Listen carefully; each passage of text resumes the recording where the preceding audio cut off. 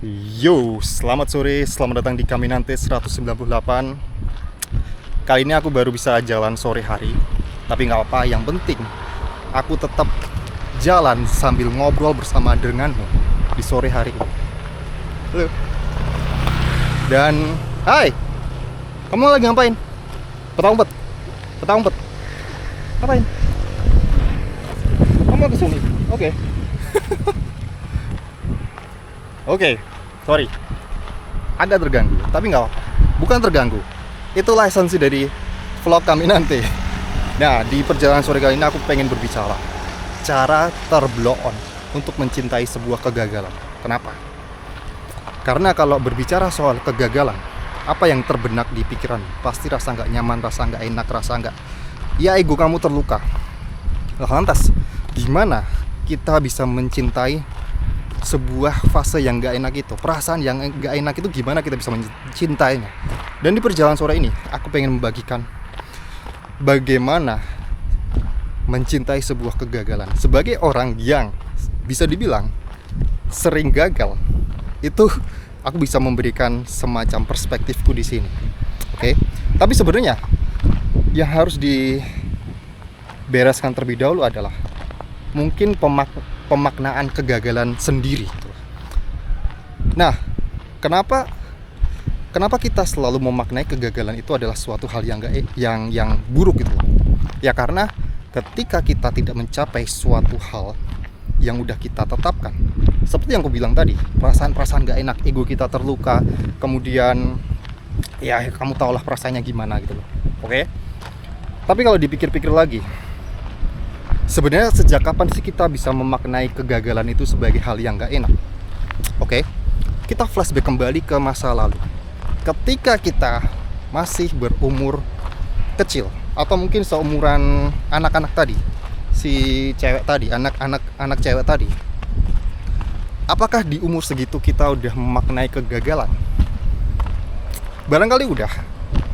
Tapi kalau kita tarik lagi ke ketika kita masih balita lah, bagaimana kita belajar berjalan, bagaimana kita belajar naik sepeda? Apakah kita langsung bisa berjalan pada satu kali percobaan? Apakah kamu ingat betul ya, ketika kamu mencoba belajar naik sepeda, kamu langsung bisa naik sepeda? Kayaknya jawabannya udah pasti. Kamu pasti mengalami jatuh bangun terlebih dahulu. Kamu jatuh dari sepeda. Apalagi kalau misalnya masih balita, belajar berjalan, gak ada bayi di dunia ini, aku bisa bilang ini secara absolut lah ya, gak ada bayi di dunia ini yang langsung bisa berdiri, langsung bisa berjalan. Impossible. Pasti mengalami jatuh bangun terlebih dahulu. Dan di usia segitu, apakah kita sudah memaknai itu sebagai sebuah kegagalan? Oke? Di usia segitu, ketika kita belum bisa berjalan, kita belajar berjalan, berdiri aja gitu ya, orang tua kita itu mensupport kita. Gak apa-apa, ayo coba lagi. Usia balita, usia kita anak-anak, kita nggak mengenal kata kegagalan. Monggo. Siram? Oh, oke. Kita belum memaknai apa arti kegagalan itu. Karena kalau ketika di usia segitu kita udah memaknai arti kegagalan, ya tentu saja mungkin gak ada bayi yang bisa berjalan. Bahkan kita gak berjalan tuh. Oke. Garing, Mbah? Alhamdulillah. Terakhir. Burung ya? Oke. Dia lewat. Oh, lagi lekas. Pinten bakor? Oke. Oh, ada kereta di belakang. Bentar, sebelum aku lanjutkan, kita lihat kereta terlebih dahulu. Kamu lihat kereta terlebih dahulu.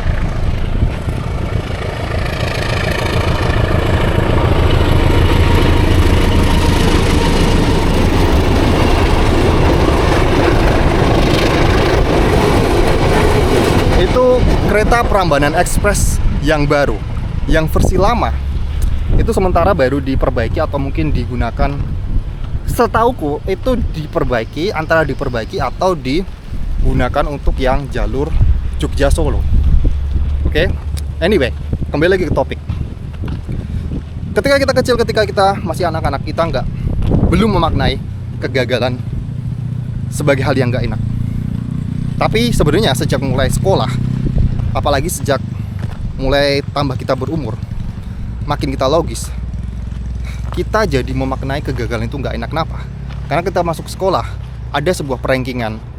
Ketika kita gagal, ketika nilai kita jelek, ketika nilai kita buruk, kita dimarahi orang tua, kita dianggap nggak belajar. Ketika di dunia kerja kamu nggak keterima pada pekerjaan yang kamu impikan, kemudian kamu sedih. Dan di situ pengalaman gak enak itu memberikan makna pada sebuah hal, pada sebuah aksi yang disebut gagal tadi. Oke? Padahal kalau dipikir-pikir kembali, kalau kita nilainya buruk, kalau kita itu nggak keterima dalam pekerjaan yang kita mau, so what gitu loh. Anak kecil mungkin ya udah coba lagi. Mentalitas anak kecil pasti akan berkata ya udah coba lagi gitu loh. Tapi begitulah kita ketika dewasa. Kegagalan itu, makna si kata itu tergantung dari bagaimana kita memaknai. Karena sebenarnya gak ada makna gagal yang benar-benar baku dan pasti. Karena semua itu subjektif. Semua itu ditentukan oleh masyarakat. Oke. Kenapa ditentukan oleh masyarakat dan society? Karena definisi kegagalan itu subjektif banget. Contoh gini lah. Aku udah bikin 198 video dan menurut orang-orang, ketika melihat viewsku, ketika melihat jumlah tayangan yang aku hasilkan, penontonnya, mereka mungkin mengatakan aku adalah YouTuber yang gagal karena nggak memenuhi sebuah standar. Tapi bagiku, selagi aku enjoy, selagi aku menikmati membuat video, selagi aku tuh masih bikin video, aku nggak menganggap itu sebuah kegagalan. And I don't give a fuck dengan pemaknaan dari orang-orang, karena itu subjektif. Kalau berdasarkanku, apa yang kulakukan itu ya suatu hal yang aku nikmati. Aku nggak peduli viewsnya itu mau dikit, mau cuman 50, nggak sampai 100. Aku nggak peduli. Selagi aku bikin video, aku nggak gagal gitu loh. Dan ya, jadi sebenarnya nggak ada kata yang baku yang berbicara soal kegagalan. Bentar. Apakah kita akan balik sana? Kita ke sana aja, nggak apa-apa. Semoga ini kelihatan ya, karena kalau di sini tuh kadang terlalu gelap itu loh. Bentar, gelap gak sih? Wow, liatin depan aja ya. Nah, itu kan tergantung dari subjektif masing-masing. Dan kenapa kita harus mengkhawatirkan suatu hal yang itu pun subjektif itu loh. Sebenarnya kenapa kita tidak mau maknai hasil? Katakanlah kalau misalnya definisi dari orang lah, gagal itu berarti kan tidak sesuai dengan istilahnya apa ya, KPI, Key Performance Indicator, tidak memenuhi itu. Katakanlah kamu pengen kamu pengen hasil 100 tapi kamu baru bisa menghasilkan 80. Ya, itu tidak sesuai dengan KPI. Tapi apakah itu sebuah kegagalan? Ya, kembali lagi, mana yang kamu percayai.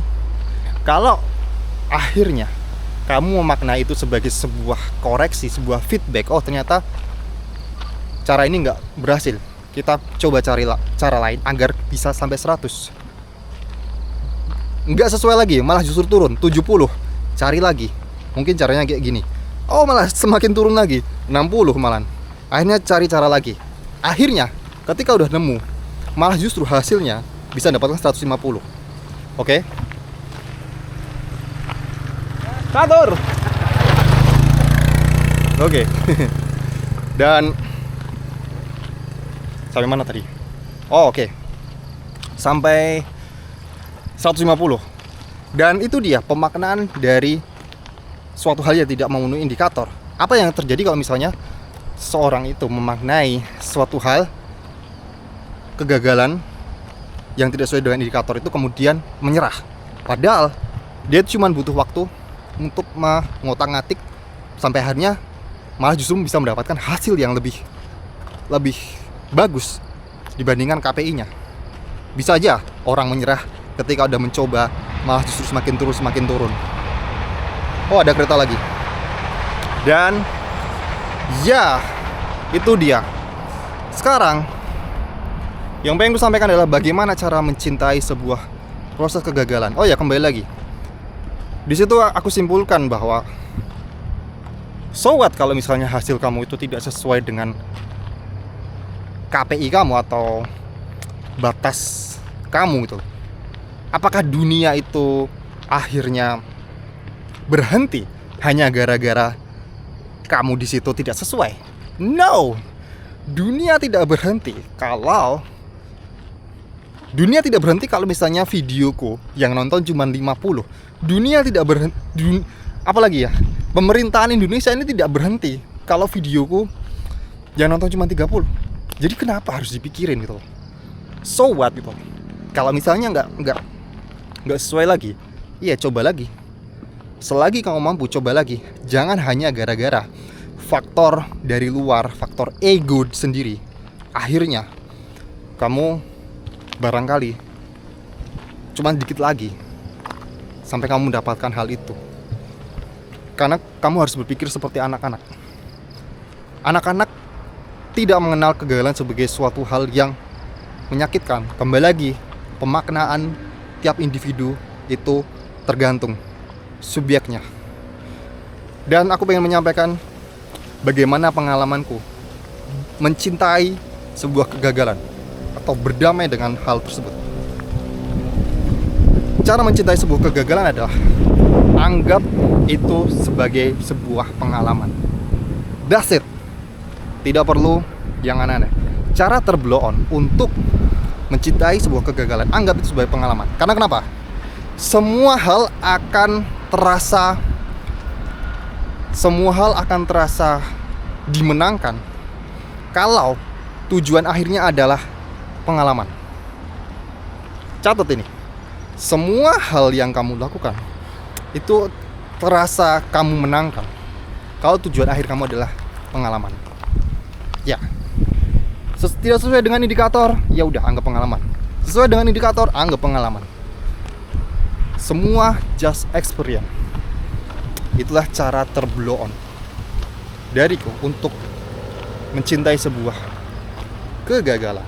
Ya kembali lagi, definisi tiap orang subjektif itu, pemaknaan tiap orang akan berbeda. Tinggal kamu pilih mana, apakah kamu memaknai itu sebagai hal yang bisa membangun kamu atau justru malah itu semakin melukai ego kamu, ego pria dewasa yang hanya gara-gara 1 atau 2 kali percobaan kemudian ngambek. Oke? Dan ya, kita udah sampai jalan. Monggo. Boleh. Karena kita udah sampai jalan besar. Cukup sekian Caminante 198. Kita ketemu lagi di Caminante 199. Ini berapa menit ya? Oh, 14 menit. Aku kira cukup. Terima kasih dan see you in Caminante 199.